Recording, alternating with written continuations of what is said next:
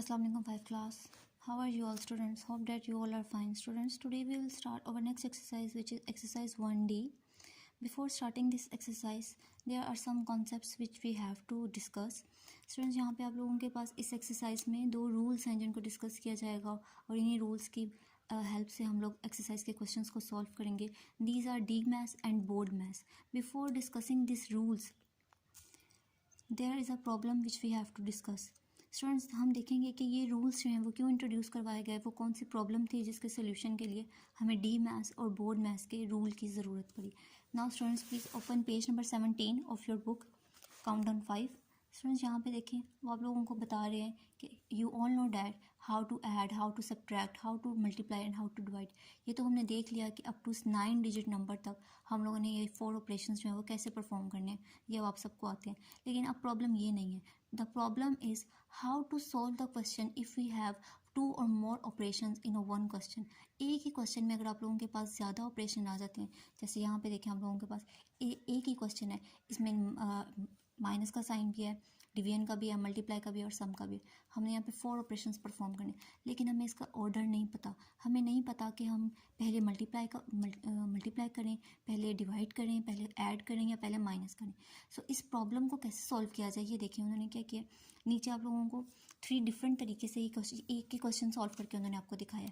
यही क्वेश्चन अगर मैं पहले सब्ट्रैक्ट करती हूँ, फिर डिवाइड, फिर मल्टीप्लाई और फिर ऐड करती हूँ, तो मेरे पास आंसर 3 आता है. अगर लेकिन इसी क्वेश्चन में मैं पहले एडिशन करती हूँ, मल्टीप्लाई, डिवीजन, देन सब्ट्रैक्शन करती हूँ, तो मेरे पास आंसर बिल्कुल डिफरेंट आ रहा है. और फिर इसी क्वेश्चन में अगर मैं डिवीजन से स्टार्ट करती हूँ, multiply, addition, subtraction and addition, तो मेरे पास आंसर बिल्कुल ही डिफरेंट है. तीनों में से कोई भी आंसर मैच नहीं करता, तीनों डिफरेंट तरीके हैं. तो हम मैं किस मेथड को कहूँ कि ये ठीक है, या मैं तीनों को कहूँ ये ठीक है? That is not possible. एक ही क्वेश्चन के 3 डिफरेंट आंसर तो नहीं आ सकते.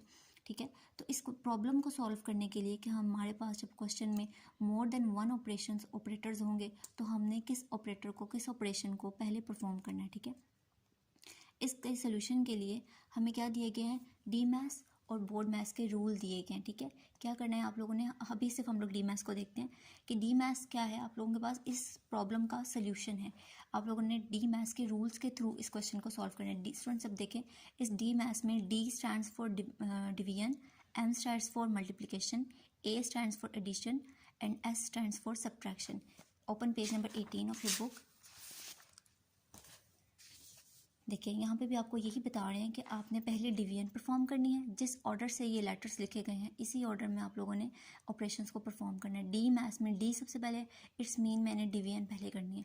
उसके बाद एम है, मल्टीप्लिकेशन सेकंड नंबर पे परफॉर्म होगी. देन ए, एडिशन थर्ड नंबर पे परफॉर्म होगी. The last one is S, subtraction सबसे लास्ट पे हम लोग फोर्थ वन पे परफॉर्म करेंगे. ठीक है, अब हमें ऑर्डर पता चल गया कि हमने किस ऑर्डर में अपने क्वेश्चन को सॉल्व करना है. Division, multiplication, addition, then subtraction. ठीक है, ये तो हो गया डी मैथ्स. ये आप लोगों ने वर्ड जो है याद रखना है. नाउ स्टूडेंट्स, ये तो हमने डी मैथ्स का रूल देख लिया. Coming towards the second rule, board maths. Board maths का रूल भी बिल्कुल डी मैथ्स की तरह ही है, लेकिन इसका डिफरेंस क्या है? इसमें डिफरेंस ये है कि आप लोगों के पास क्वेश्चन में ब्रैकेट्स दी जाएंगे. स्टूडेंट्स, अब हम ब्रैकेट्स देख लेते हैं कि मैथ्स में कितनी तरह की ब्रैकेट्स जो है वो यूज़ होती हैं. यहाँ पे देखें स्टूडेंट्स, टाइप ऑफ ब्रैकेट्स हैं जो मैंने यहाँ पे राइट की हैं. 3 तरह की ब्रैकेट्स हैं जो मैथ्स में यूज़ की जाती हैं और इनके डिफरेंट नेम भी हैं. On page number 19 of your book यहाँ पे देखें, उन्होंने नोट में आपको बताया है इनके नेम. द फर्स्ट वन जो राउंड ब्रैकेट है, सबसे स्मॉलेस्ट ब्रैकेट है, इसको पैरेंथेसिस भी कहते हैं. ठीक है, ये आपने इनके नेम्स याद रखने हैं.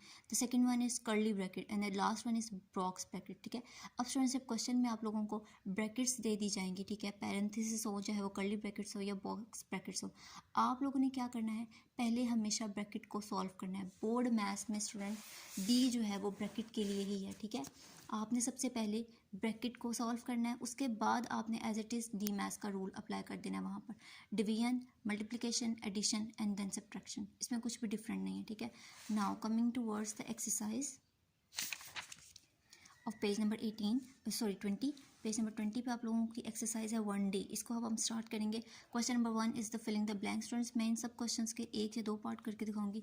Rest of the part you have to do by your on self. Okay, क्योंकि ये एक्सरसाइज बिल्कुल एक जैसे क्वेश्चंस के ऊपर जो है वो बिल्कुल एक जैसे क्वेश्चंस की एक्सरसाइज है.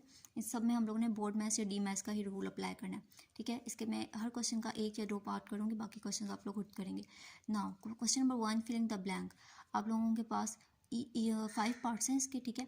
हम लोग इसके 2 पार्ट्स करते हैं। The first part 5 multiply 9 - 2। अब इन्होंने 9 - 2 जो है वो पैरेंथेसिस ब्रैकेट्स में दिया हुआ है। अब हम बोर्ड मैथ्स का रूल तो पढ़ चुके हैं, हमें पता चल गया कि जब भी किसी सम में, किसी क्वेश्चन में ब्रैकेट्स होंगी तो हमने सबसे पहले ब्रैकेट्स को सॉल्व करना है, ठीक है।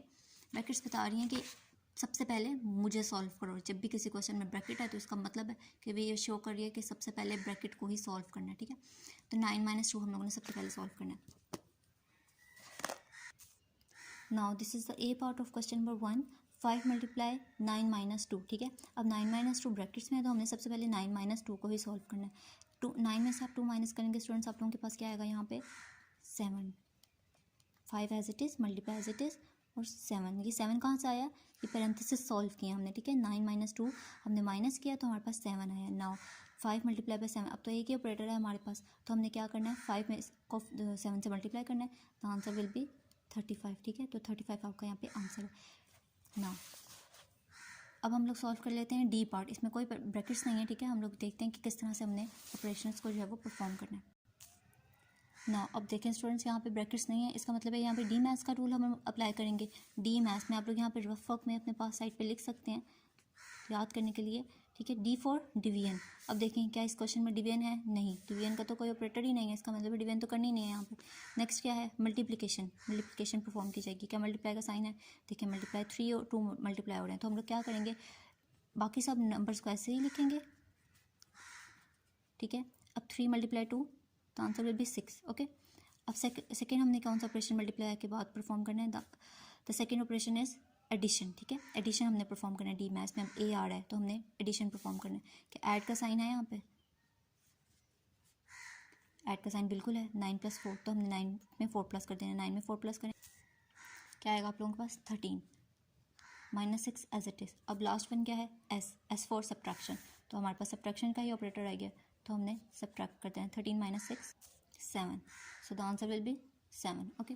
ये 2 पार्ट्स स्टूडेंट्स हमने इसके कर लिए। Coming towards the question number 2, state whether the followings are true और फॉल्स। बिल्कुल वैसे ही है, लेकिन मैं इसके भी 2 पार्ट कर लेते हैं हम लोग। ए पार्ट पहले हम करते हैं, ठीक है।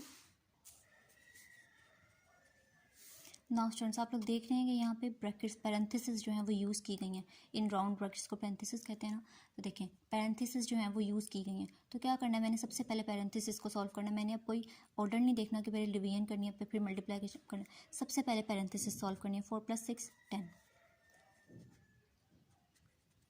ब्रैकेट सॉल्व हो गए। अब देखें अब आ गया मेरे पास डी ब्रैकेट्स मैंने सॉल्व कर लिए हैं। अब मेरे पास आएगा डी मैथ्स में डी फॉर डिवीजन। अब क्या डिवीजन है इसमें, यस है, तो मैंने डिवाइड करना है 10 divided by 5, answer will be 2, ठीक है। Multiply as it is. अब तो मेरे पास सिर्फ एक ही ऑपरेटर रह गया और सेकंड ऑपरेटर हमारे पास डी मैथ्स में कौन सा आ रहा है एम, ठीक है। तो मैंने क्या करना है मल्टीप्लाई करना है। 2 मल्टीप्लाई बाय 7 14। सो स्टूडेंट्स देखें मेरे पास आंसर यहाँ पे 14 आ रहा है, लेकिन उन्होंने यहाँ पे आपको कहा है is equal to 35। It's mean इनका आंसर रॉन्ग है, ठीक है। हमारे पास आंसर 14 आ रहा है, तो ये स्टेटमेंट जो है वो फॉल्स है, ठीक है। आप लोग यहाँ पे एफ लिखेंगे।